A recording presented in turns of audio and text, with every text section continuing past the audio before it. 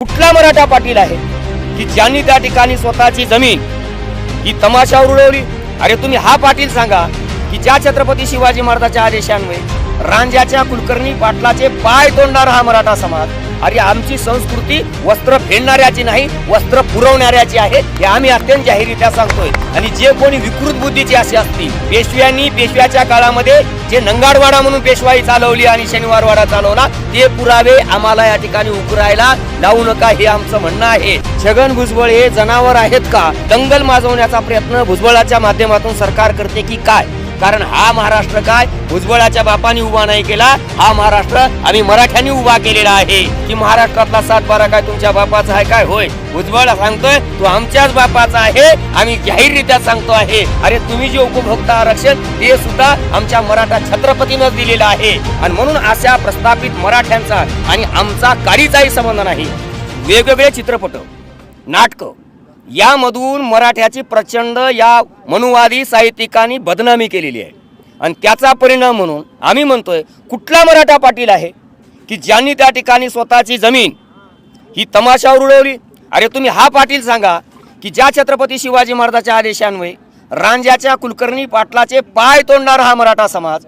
एवढंच नाही, तुम्ही बळीबा पाटलाची नावाची जी कादंबरी आहे, ती कादंबरी लोकांच्या समोर सांगा की ज्या कादंबरीमधून 18 पगड जाती आणि 12 बलुतेदार जातीच्या समाजाला या मराठा समाजानं सोबत घेऊन जायचं काम केलं। आणि आम्ही जर त्या ठिकाणी अत्याचार केले असते तर महाराष्ट्र पुरा पडला असता का, हे समजलं पाहिजे। अरे आमची संस्कृती वस्त्र फेडणाऱ्याची नाही, वस्त्र पुरवणाऱ्याची आहे, हे आम्ही अत्यंत जाहीररित्या सांगतोय। आणि जे कोणी विकृत बुद्धीचे असे असतील, जे कोणी मराठा समाजावरती विकृत बुद्धीमधून अशा प्रकारचे आरोप करत असतील, आम्ही त्याला हीन मानसिकतेचे म्हणून समजतो। कारण आम्ही स्त्रीकडं, ती कुठल्याही समाजाची असू दे, स्त्री याच भावनेनं बघणारे आहोत, ती आमची आई याच भावनेनं बघणार आहोत। आणि म्हणून ज्यांनी कोणी सांगितलंय आम्हाला पेशवाईचं पुरतं वस्त्रहरण करायला लावू नका, कारण मराठ्यावरती आरोप करत असतेवेळी पेशव्याच्या काळामध्ये जे नंगाडवाडा म्हणून पेशवाई चालवली आणि शनिवारवाडा चालवला, ते पुरावे आम्हाला या ठिकाणी उकरायला लावू नका, हे आमचं म्हणणं आहे।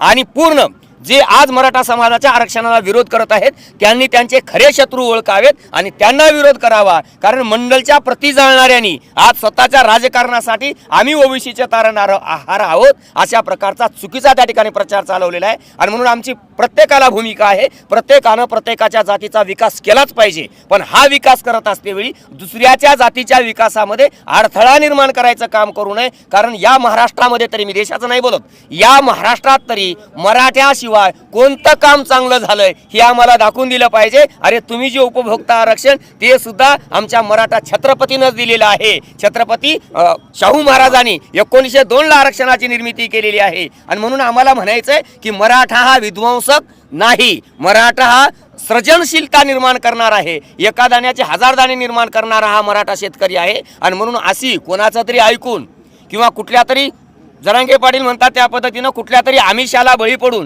तुम्ही जर हा महाराष्ट्र त्या ठिकाणी अशांत करण्याचा प्रयत्न करत असाल तर तो आम्ही कधीही तुमचा प्रयत्न यशस्वी होऊ देणार नाही। महाराष्ट्र शांतच राहील आणि महाराष्ट्र शांत ठेवण्याची जबाबदारी मराठा मोठा बांधव म्हणून या ठिकाणी आमची नक्कीच राहील। आणि ती ग्वाही आम्ही उभ्या महाराष्ट्राला देतोय। सरकारला इथं दंगली जरी निर्माण करायच्या असतील तरी आम्ही होऊ देणार नाही, ही आमची खात्री आम्ही त्या ठिकाणी सरकारला नक्की देतो आहेच।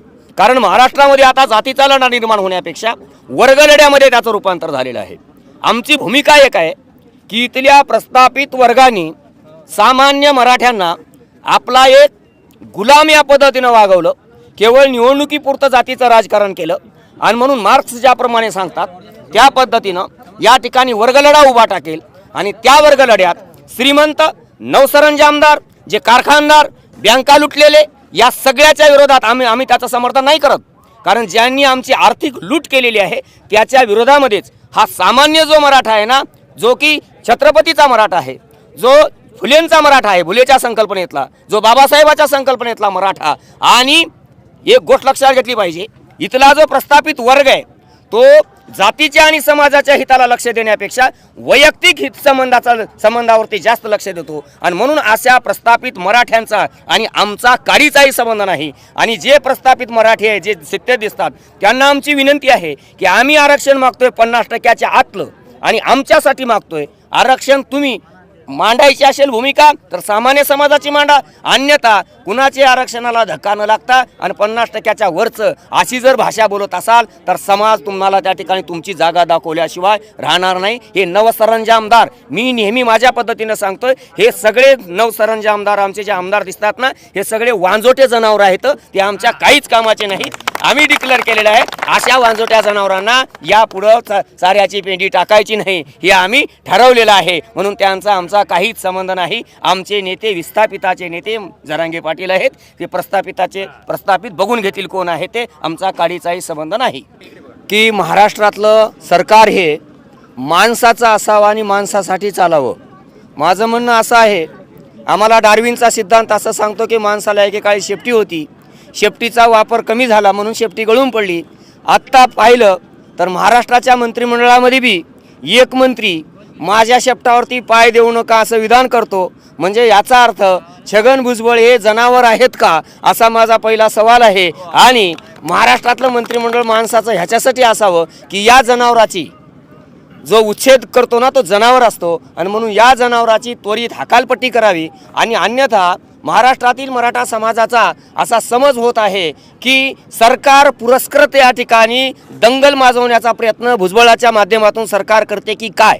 कारण घटनात्मक पदावर बसून भुजबळ अशा प्रकारचे बेजबाबदार विधान जर करीत असतील तर ते घटनेशी द्रोह आहे. आणि म्हणून या ठिकाणी आमचं म्हणणं आहे की भुजबळासारखे जे उच्छेदवादी लोक आहेत यांना त्या ठिकाणी त्वरित सरकारनं आवर घालण्याचं काम करावं. तुमचा प्रश्न हा आहे की आम्ही मराठा आता आरक्षण का मागतोय, तर याच्या पाठीमागचं एक कारण लक्षात घेतलं पाहिजे की बाबासाहेब आंबेडकर ज्या वेळेला सायमन कमिशनच्या समोर गेले होते त्यावेळेला बाबासाहेब आंबेडकर असं म्हणाले की पुढे चालून शेती व्यवसाय हा प्रचंड संकटात येईल, आणि शेती व्यवसाय संकटात जर आला तर शेती कसणाऱ्या लोकांना सुद्धा आरक्षणाची गरज पडेल. आणि यासाठीच मुद्दाम या ठिकाणी इतर मागासवर्गीय प्रवर्गाची निर्मिती करण्यात आलेली आहे. आणि म्हणून सरकारचं गेल्या अनेक वर्षापासूनचं जे शेतीविषयी नैराश्याचं धोरण आणि भांडवलदार आणि पुंजीपतींना जगवण्याचं जे धोरण आहे, वाढत्या खताच्या किमती, बोगस बियाणं, मार्केट कमिटीतून होणारी लूट, या सगळ्या गोष्टीचा परिणाम म्हणून इथं लाखाचा पोशिंदा हा संकटात आलेला आहे. आणि म्हणून जे शेतकरी वर्ग असतील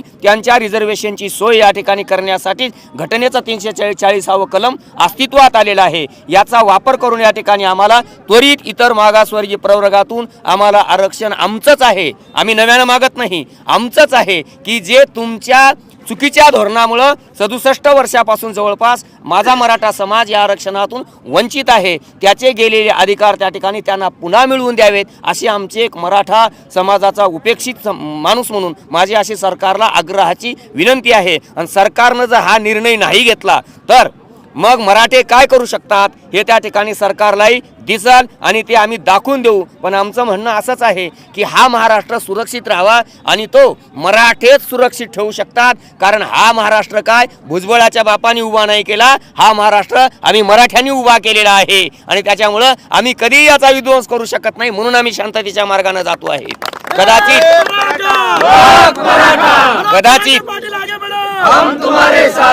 आणि मला भुजबळानं एक सांगायचं आहे, खरंच मराठा समाजाचा जर एवढा द्वेष भुजबळाच्या मनात असेल तर भुजबळांनी ज्या पक्षाचा अध्यक्ष मराठा आहे त्या पक्षातून त्वरित बाहेर जावं आणि स्वतःचा पक्ष स्थापन करून त्या ठिकाणी स्वतःची ताकद काय आहे ती उभी करून आम्हाला दाखवावी. हेच आमचं भुजबळांना चॅलेंज आहे.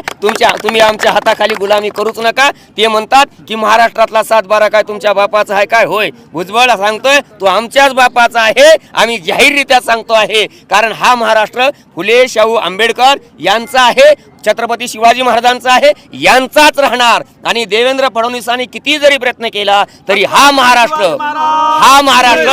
हेडगेवार आणि गोळवलकराचा होणार नाही याची खात्री या ठिकाणी आम्ही देत आहोत.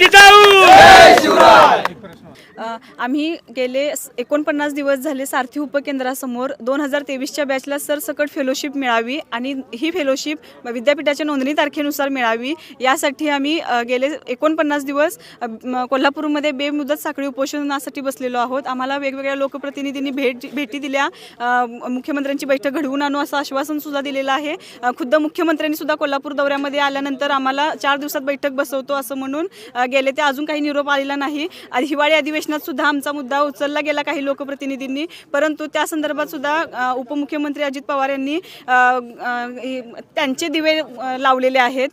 त्यामुळं आमचा प्रश्न अजूनही निकालात लागलेला नाही. शासनानं कुठल्याही प्रकारची दखल घेतलेली नाही आहे. म्हणून आम्ही शेवटचा पर्याय म्हणून एक आशास्थान म्हणून आमचं मराठ्यांचे जे संघर्ष योद्धा आहेत आदरणीय मनोज जरांगे दादा यांच्याकडे आज आलेलो आहे आणि त्यांनी आमचा प्रश्न सरकारच्या कानावर घातलेला आहे. मुख्यमंत्र्यांशी त्यांचं बोलणं झालेलं आहे आणि त्यामध्ये त्यांनी आज किंवा उद्या आमची बैठक बसवू आणि त्यामध्ये आमच्या विद्यार्थ्यांच्या मागण्यांचा विचार करू आणि विद्यार्थ्यांच्या हिताचे विद्यार्थ्यांना केंद्रस्थानी ठेवून निर्णय घेऊ आणि सरसकट फेलोशिप ही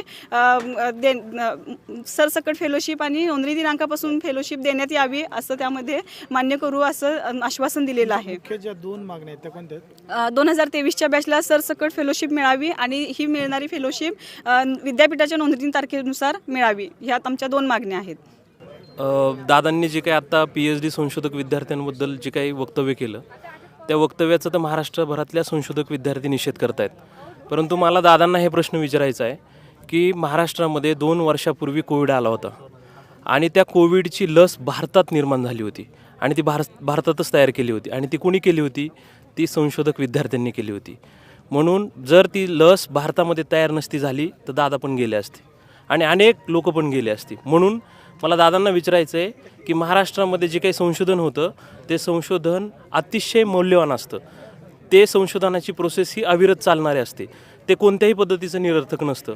म्हणून अशा पद्धतीने संशोधक विद्यार्थ्यांना आणि PhD संदर्भामध्ये वक्तव्य करणं हे अतिशय बेजबाबदारपणा आहे. म्हणून दादांनी ते वक्तव्य मागं घेतलंच पाहिजे आणि संशोधक विद्यार्थ्यांना जी काही त्यांच्या 2 आणि मूलभूत मागण्या आहेत त्या कोणत्या आहेत? एक पहिली मागणी की 2023च्या सर्व विद्यार्थ्यांना फेलोशिप द्यावी. दुसरी मागणी की डेट ऑफ रजिस्ट्रेशनपासून द्यावी. अतिशय मूलभूत मागण्यांना जर अशा पद्धतीने डावललं जात असेल आणि संशोधक विद्यार्थ्यांना असं येऊन इथे बसावं लागत असेल. आज तुम्ही विचार करा, कोल्हापूरवरून मुलं आलेले आहेत, नागपूर, महाराष्ट्रातल्या वेगवेगळ्या कानाकोपऱ्यातून आलेत आणि त्यांचा वेळ, संशोधनाचा मौल्यवान वेळ जर अशा पद्धतीने जाणार असेल तर दादांसारखे उपमुख्यमंत्री 10वी नापास महाराष्ट्रामध्ये हे शिकवत राहतील आणि संशोधक विद्यार्थी मागं पडतील. म्हणून महाराष्ट्राने सुद्धा ह्याच्याकडे लक्ष देण्याची गरज आहे की आपण कुणाच्या पाठीमागं उभं राहिलो पाहिजे. आज मनोज दादा जरंगे पाटील महाराष्ट्रातल्या सगळ्या मराठा समाजाला एकत्र करून जे काही लढा उभारत आहेत त्या लढ्यात तर आम्ही सहभागी आहोत, तेही आमच्यासोबत आहेत. म्हणून असे जे काही वक्तव्य करतायत त्यांनी बिलकुल करू नये आणि PhDला आणि संशोधनाला अशा पद्धतीने बघू नये कधीच. अभिनंदन आहे त्यांचं, चांगली गोष्ट आहे. आणि तुम्ही ह्यांनी सारथी संस्थेला उभारी देणं ही काही त्यांच्यासाठी म्हणजे ते काय विद्यार्थ्यांवरती किंवा संशोधक विद्यार्थ्यांवरती उपकार करत नाही आहेत. महाराष्ट्रामध्ये किंवा देशभरामध्ये आज आपण जर विचार केला तर संशोधनावरती एकूण बजेटच्या 2% पेक्षाही कमी पैसे खर्च केला जातो आहे. आज ही एकदम लाजिरवाणी गोष्ट आहे. आणि तुम्ही जर असं म्हणत असाल तर संशोधक विद्यार्थ्यांना असं बसायची वेळ आली ह्याच्याकडेही बघा. त्यांना असं बसून त्यांचं संशोधन होणार आहे का? म्हणून तुम्ही जी काही उभारी दिली असेल त्याच्याबद्दल तुमचं अभिनंदन आहे. तुमच्या पाठीमागे आम्ही सगळे उभं राहू. पण आज जी काही आमच्यावरती वाईट अवस्था आलेली ह्याच्याकडे पण तुम्हाला लक्ष द्यावं लागेल आणि संशोधनाला पुढे घेऊन जावं लागेल, त्यांना पाठिंबा द्यावा लागेल.